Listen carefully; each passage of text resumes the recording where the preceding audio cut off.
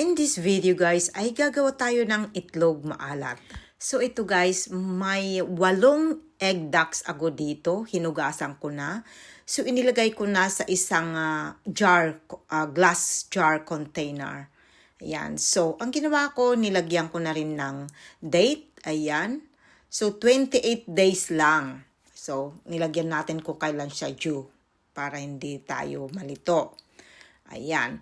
So, next na gagawin natin ay ibubuhusan natin yung salted na water na pinakuluan ko kanina. Hindi ko na naipakita pero nagpakulo ako ng salted water. So, yun ang ating ilalagay. Yan yung mixture natin.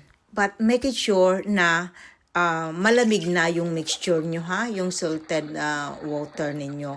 Kasi wag ninyong ibuhos na mainit pa. At siguraduhin din na nakalubog yung mga eggs. So, ang gagawin ninyo para lumubog, kukuha kayo ng bigas. Ang ginamit ko dito ay bigas. Naglagay ako sa isang ziplock. Ganito yon. So, ayan. So, make sure lang na nakalubog yung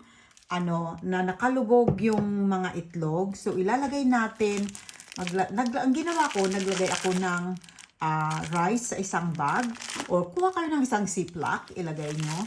And then, make sure na ilagay nyo dito sa ibabaw para lang ma-push yung mga itlog. Yan, para make sure na lubog sila. And then, isara niya. Okay, iyan. Ayan, so nakalubog sila.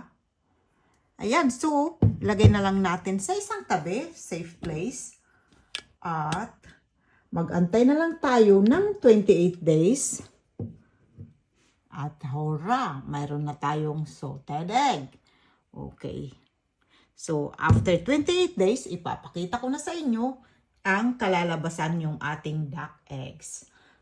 Okay? So, after 28 days or so, balikan natin. Alright, so, ilaga na natin yung ating ginawang, yung salted egg, kasi sumobra na. Tara na, ilaga na natin. Ayan, inilagay na natin sa isang lutuan at atin ng pakukuluan. Parang maglalaga lang din ng normal na itlog. Ayan. Okay, so ito na yung ating ginawang itlog maalat. Pwede nyo ring lagyan ng color red kung gusto nyo, pero pang-konsumo lang naman, so hindi na. Ilagay ko sa fridge pagka malamig na, medyo mainit pa. Right guys, ito na yung ating itlog maalat na ginawa. Ayan. Uulamin na natin ngayong gabi. At lalagyan natin ng kamatis at sibuyas. Ayan. Yan. Thank you for watching. Nagmamantika.